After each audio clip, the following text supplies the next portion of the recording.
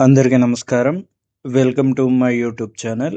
ఈరోజు మీకు రాష్ట్ర ప్రభుత్వం నుంచి వచ్చిన ఒక కీలకమైన అప్డేట్ గురించి చెప్పబోతున్నానండి. రాష్ట్ర వ్యాప్తంగా ఉన్న 26 జిల్లాలకు ఒక్కో జిల్లాకు 200 పెన్షన్లు మంజూరు చేస్తున్నారని సీఎం చంద్రబాబు నాయుడు గారు ఆదేశాలు ఇవ్వడం జరిగింది. ఈ నిర్ణయాన్ని అమలు చేసే బాధ్యత జిల్లా కలెక్టర్లు, ఆ జిల్లాకు సంబంధించిన మంత్రులపై పెట్టడం జరిగిందండి. అంటే ఈ ఇద్దరు కలిసి సమన్వయంతో ఈ 200 పెన్షన్లు ఎవరికి ఇవ్వాలి అనేది నిర్ణయించుకుంటారు. ఏ కేటగిరీలకి ఈ పెన్షన్లు వస్తాయి, ఏ దీర్ఘకాలిక వ్యాధులు ఉంటే ఈ పెన్షన్లు మంజూరు చేస్తారు, ఈ 200 పెన్షన్లు ఎవరెవరికి ఇస్తారు అన్నది ఈ వీడియోలో స్పష్టంగా అయితే నేను మీకు తెలియజేయడానికి ట్రై చేస్తా అండి. కాబట్టి ఈ వీడియోని ఎక్కడ స్కిప్ చేయకుండా లాస్ట్ వరకు అయితే చూడడానికి ట్రై చేయండి. వీడియోని స్టార్ట్ చేసే ముందు నాదొక చిన్న రిక్వెస్ట్ అండి. వీడియో కింద ఉన్న లైక్ బటన్ అయితే క్లిక్ చేయండి. మీరు లైక్ చేయడం వల్ల మరిన్ని ఇన్ఫర్మేషన్ వీడియోస్ చేసేందుకు నాకు సపోర్టివ్గా ఉంటుంది. మొదటిసారి ఈ వీడియోని చూస్తున్నట్టయితే మా ఛానల్ని మరిన్ని అప్డేట్స్ కోసం సబ్స్క్రైబ్ అయితే చేసుకోండి. ఇక మెయిన్ వీడియోలోకి వెళ్ళినట్టయితే ప్రతి జిల్లాకు 200 పెన్షన్లు మాత్రమే ప్రకటించడం జరిగిందండి. ఈ 200 పెన్షన్లు అందరికీ ఇవ్వడం లేదండి. ప్రభుత్వం స్పష్టంగా 3 కేటగిరీలను మాత్రమే ఎంపిక చేసింది. అవి దీర్ఘకాలిక వ్యాధులతో బాధపడుతున్నవారు, క్యాన్సర్ చికిత్స పొందుతున్నవారు మరియు తీవ్ర దివ్యాంగులు. ఈ 3 కేటగిరీలకు చెందిన వారికి మాత్రమే ఈ ప్రత్యేక పెన్షన్లు అనేవి మంజూరు చేస్తారు. ఇతర పెన్షన్లు అయిన వృద్ధాప్య పెన్షన్లు, ఒంటరి మహిళ పెన్షన్లు, చేనేత కార్మికులు వంటి పెన్షన్లు మొత్తం 28 రకాల ఎన్టీఆర్ భరోసా పథకం కింద కొనసాగుతూనే ఉంటాయండి.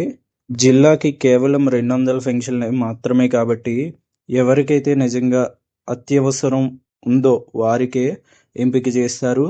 అందుకే ఈ పెన్షన్లు సాధారణంగా కాకుండా అత్యవసర పరిస్థితుల్లో ఉన్న వారికి మాత్రమే ఇవ్వబడతాయండి.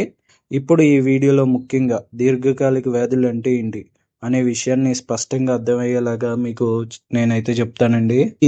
ఈ దీర్ఘకాలిక వ్యాధులు ఏంటి అంటే శారీరకంగా లేదా మానసికంగా తీవ్రమైన సమస్యతో బాధపడుతున్న, సాధారణ జీవితం గడపలేని పరిస్థితిలో ఉన్నవారు.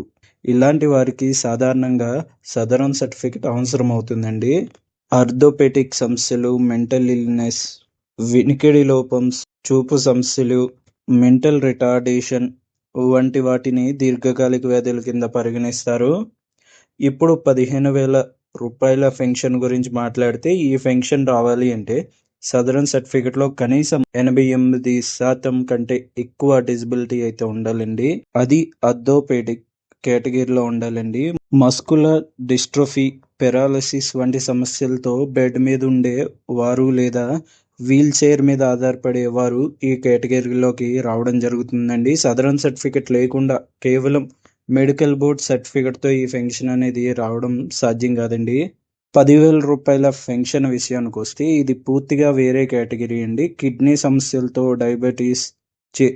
డయాబెటీస్ చేసుకుంటున్న వారు, థలాసీమియా, సికిల్ సెల్ వ్యాధులతో బాధపడే వారికి పెన్షన్ ఇస్తారండి. వీరికి సదరన్ సర్టిఫికెట్ అవసరం ఉండదు, ఎందుకంటే ఇవి డిజబిలిటీ కాదు, వ్యాధులు మాత్రమే. ఈ సందర్భంలో హాస్పిటల్ నుంచి ఇచ్చే మెడికల్ సర్టిఫికెట్ ఆధారంగా ప్రాసెస్ చేయడం జరుగుతుంది.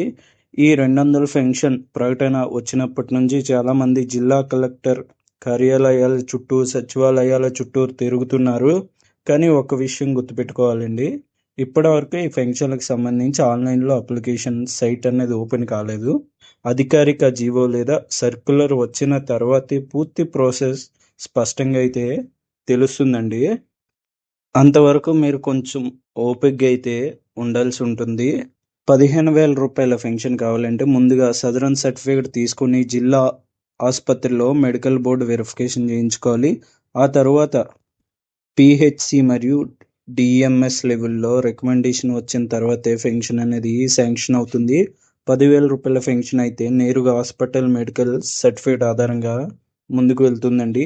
చివరిగా చెప్పాల్సిన విషయం ఏంటి అంటే ఈ 200 పెన్షన్లు సచివాలయం స్థాయిలో కాకుండా ఎక్కువగా జిల్లా స్థాయిలోనే శాంక్షన్ అయ్యే అవకాశం ఉందండి. ఎందుకంటే మండలాలు, సచివాలయాలు ఎక్కువ సంఖ్యలో ఉండగా పెన్షన్లు మాత్రం చాలా తక్కువ సంఖ్యలో ఉండడం వల్ల ఇది సచివాలయంలో ప్రాసెస్ చేయడానికి కొంచెం కష్టమైన పని అండి.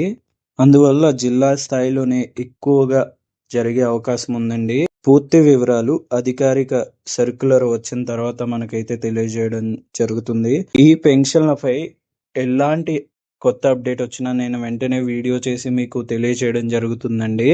ఈ వీడియో మీకు ఉపయోగపడితే తప్పకుండా లైక్ చేయండి. మరిన్ని నిజమైన అప్డేట్స్ కోసం మా ఛానల్ని సబ్స్క్రైబ్ చేసుకోండి.